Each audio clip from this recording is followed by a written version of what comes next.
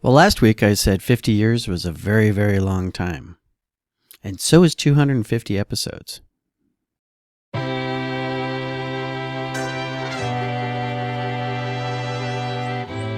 Well, hi there. My name is Charles Ray Dawson. I'm an associate broker, residential sales manager at ProStar Realty. This is the Unnamed Real Estate Podcast, episode 250. I just reviewed my very first official video. It lasts like all of 18 minutes. Man, those were rookie numbers back then. And I said, I don't have a name yet. I'll probably come up with something. Here we are 250 episodes later, and I still have not come up with anything. I just sort of like the whole Unnamed Real Estate Podcasting. It works out pretty good. And because there are a billion of them out there. There really are. I mean, last night I was Karen Carr. You might remember I've mentioned her a couple times. She was an agent out in like South Carolina. She had this great YouTube video presence and everything. And then I just glanced at her account last night doing sort of show prep for this, and I realized she's transitioned over from real estate to actually teaching real estate agents how to run YouTube videos. And she's down to like 30, 40, 50 viewers a week, which is still tenfold more than what I got or anything like that. But it's like really interesting. She gave up just all of that talking, doing it, and then decided to teach how to do it, and things went downhill for her. So she's probably a lot happier though. But just something I noticed, right? And it's like 250 episodes, and that's a lot, right? And I can proudly say I have not missed a single Thursday, even if I had to record it and schedule something that was going to pop in because I was like on vacation or holidays. Thanksgiving's next week, so it's like that's going to be one of those little record earlier in the week and suddenly pop up kind of episodes. But for you guys who've been here for the entire time, I appreciate it. For anybody new coming onto this, I'd love to know how you discovered this channel. I probably told you about it, but a couple things that are interesting. I'm actually going to be buying on one of those. I don't know what I even want to call them. It's not a magazine. It's a fake magazine that has your marketing stuff on it. You can send it out to your clients, and so it means some of you guys are going to probably be getting these things in the mail here coming up around the first week of January. And I'm going to go quarterly on that. And it's just, the articles are a bunch of filler. All right. Recipes, 3 ways to improve your home life, whatever, Yeah.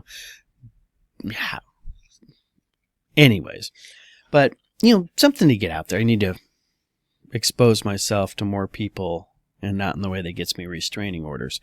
So that's coming up in the future. So if you guys would like me to add you to the list, private message me your address, and I'll make sure you get something. Let's see what else is going on this week. Everybody's out of the office. It's been raining like hell. Steve's up north in his Prescott house. Jessica's got a sinus infection. I come sliming in her at 8:30 this morning, to get everything opened up and cleaned up and ready to record, and find out that, wow, I'm the only one coming in today. So, which has made for a really nice, quiet morning. So, now, real estate has not been too quiet. National Association of Realtors just did a major move, something they have been fighting and screaming against for the last 15, 20 years, almost like releasing the Epstein files. It suddenly decided local MLSs can decide whether or not they're going to provide MLS subscriptions to non-National Association of Realtor members. And you got to remember, that's part of their lawsuits that they were having, is that it looked like a monopoly. If you say, all the houses for sale are going to be in our secret filing cabinet over here in the basement, and you're not allowed to go look at them unless you have the secret handshake. And that's always been really, really, it has suppressed a lot of potential competition from people who wanted to use their Arizona sales agent license and not have to buy into this Chicago mafia called NAR and kick upstairs. So Yeah, that's a really big major move. We also had a whole bunch of changes came down from the Arizona commissioner that we are still working our way through, trying to figure out what those things are. We've got documents changes that have come out consistently. So the situation's really in flux right now. And it's looking back on it, I mean, this is a really, really common thing in any industry, but especially real estate right now. So that's the big national news we got going on. I did see something this morning on the numbers. It looks like we're looking at 4.3% GDP growth for third quarter. So that sort of puts a kibosh on what the traditional recession is called. Because you got to remember, guys, all right, and I've said this before, the definition of a recession changes depending on the speaker's perception of the current administration in the White House. All right, so who's that guy? I almost said David French, but he's sort of the same ilk as David French. Friedman. He's really good at being able to sit there and just and people are starting to do mash tapes of him, flipping back and forth between, and it's always been this way. No, it's actually like this, and it's always been this way. Because Nobel Prize does not necessarily make you an honest person. So, but, so we're looking at that. Okay. GDP's picking up. When we get to the numbers, you're going to notice they're, pretty much what I was, saying was happening with the numbers. We're going into the winter doldrums, which is actually improving for a lot of cities, which is fascinating. Rates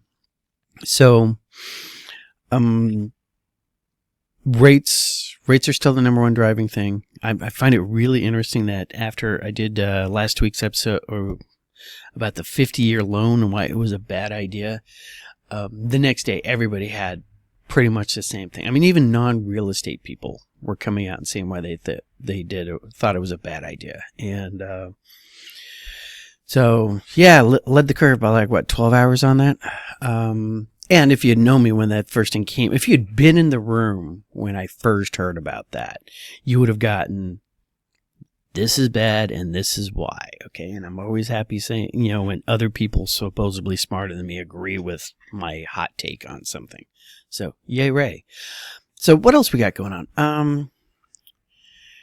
Let's get the numbers out of the way because something interesting. Things are going according to plan. These are the numbers for November 19th, 2025. Active this week are 25,363. That's down 61 from the previous week, with new listings coming in a little bit higher at 2,097, up 75. Our contracts were at 2,153. Up 53. Our closings last week were 1,568, and coming soon to an MLS near you is 452 new listings. So actives come off a little bit, which is funny because our supply, puts our supply at 105. So we have 5 extra houses on top of the 100 that we should have. And demand actually went up a bit more than supply did. So we're at 82.5. That actually brought up the Cromford report number to 78.6, sort of going in the direction we want to see it go. And then the big change, you guys remember last week's chart, we got a lot of green all of a sudden. We got 9 winners and 9 losers. Okay. Fountain Hills leading the charge here. They're up 10% over last month, followed by Chandler. Scottsdale, actually, it's interesting. It's not so much between Scottsdale and Paradise Valley. Paradise Valley was number 3 last week, but it's not so much that Scottsdale improved, it's that it didn't suck as bad as Paradise Valley. Paradise Valley fell 18%. Scottsdale only fell 5%, so Paradise Valley moved into the number 4 slot. Then we have Gilbert, slight rise there, but in the green. Cave Creek, and those 6 are our sellers markets. All right. Phoenix bumped up 2%. All right. Remember last week there were 0, no change month over month. Now, a week later, month over month, we're up 2. So that's actually one of those little things that really portends that you're going to see Phoenix really take off in the next week or two. Just if you can have, because that 2%, all right, literally happened in 1 week. All right. And we have Avondale, Mesa, Tempe, and Glendale all round off our balanced markets, with Tempe up 12 because Tempe's going to do what Tempe's going to do. And then we're talking what we consider more of a buyer's market as Peoria, Goodyear, Surprise, Santan Valley. But look at the bottom three, Queen Creek, Buckeye, and Maricopa all jumped up. So what we need to look at is, I think if you really sit there and you look at what the rates were doing, we had a nice little rate drop right there in anticipation of the Fed. And I think that's what you're looking at right there. So that's the market rate driven buyer power coming on board. Rates keep going down. You're going to see that happening more, and you're going to see it down here in the cheap seats first. All right, so nice to be able to say hello.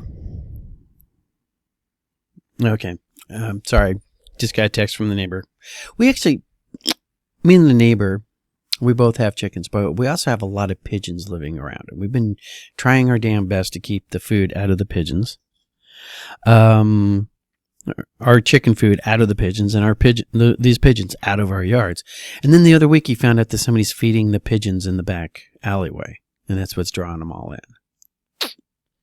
Not sure how we're going to deal with that guy. So he was just texting me, he was back out there, but I was busy and couldn't go talk to him. So yeah, we definitely need one of those little things. I'm not saying I want to live in an HOA, but this guy feeding pigeons, all right, because he likes the birds. That's great. Except that means the whole neighborhood gets pigeons. If you ever go in next door, every once in a while you'll see these holy war fights over somebody who has adopted a cat colony. And they never adopt the cat colony off their back porch, right? They go driving around until they see stray cats, and then they start feeding the stray cats in somebody else's neighborhood, which gets you more stray cats. And watching the fights on Nextdoor of people who are very unhappy with, the crazy cat lady who's going out there and feeding the cats, in somebody else's backyard, and the actual homeowner, is amusing, right? So, but if you want to live in the city, you got to live around people and pigeons and stray cats. So, what else is going on? I'm really trying to get a closing wrapped up this week, and I'm been glancing at my phone because I'm expecting a call from the lender to figure out whether or not we're going to get that done this week or Monday of next week. But yeah, a whole bunch of things going on that. Interesting little story. And I'm going to try to keep a lot of the details, but let's just put it this way. If I tell you something needs to be done, that does not mean wait to the ever-loving last possible second because you think at some point I'm going to tell you, no, it doesn't need to be done.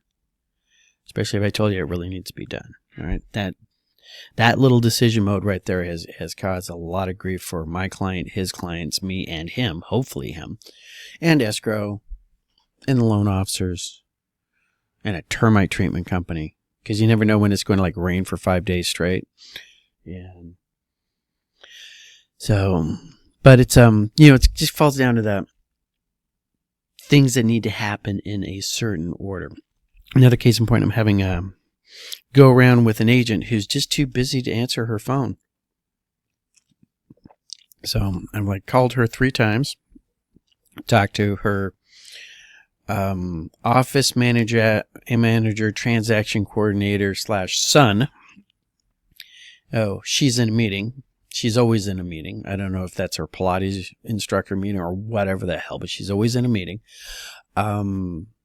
Last time I called around, I said, yeah, I need to talk to so-and-so about her listing. And she goes, well, I can answer your questions on the listing. And I'm like, oh, cool. I don't see you as being the co-lister on the listing. Well, I am a real estate agent and I can answer the questions on that listing. I went, okay, great. Well, my name is Charles Ray Dawson. I'm the Associate Broker Residential Sales Manager of ProStar Realty. And I would like to talk to the listing agent of this listing right here because I have some questions. Well, what kind of questions are you asking? And I started going into details. We'd like to know the age of the roof. We'd need to know this. I would like to know what her favorite color is.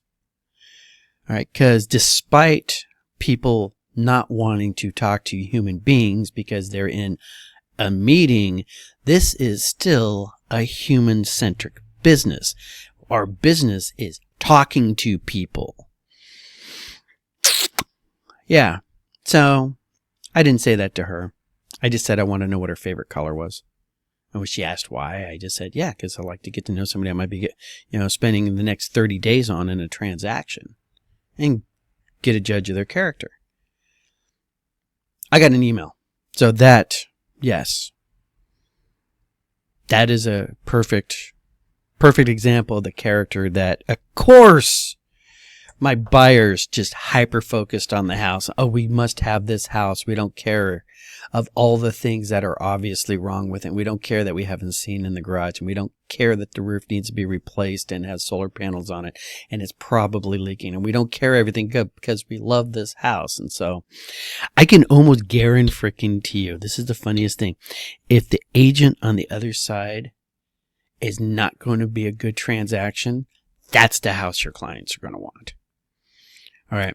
If they walk into a house, okay, and they find the real estate agent feeding kittens into a wood chipper in the backyard, they're going to fall in love with the kitchen. All right. They never fall in love with the house with the really awesome, professional with all the documentation already on MLS, or answering their phone themselves, or getting right back with feedback and this and that and the other. No, they're never going to pick that house. Okay, they're going to go with the wood chipper house every goddamn time. So this is the rant. So there's non-insignificant chance we're going to be having that rant coming up. Hey, you know what? Real quick. All right. Watch children and pets around water. Okay, don't drive into anything flooded. Work your circles. I'll talk to you guys later. Hey, man, how's it going?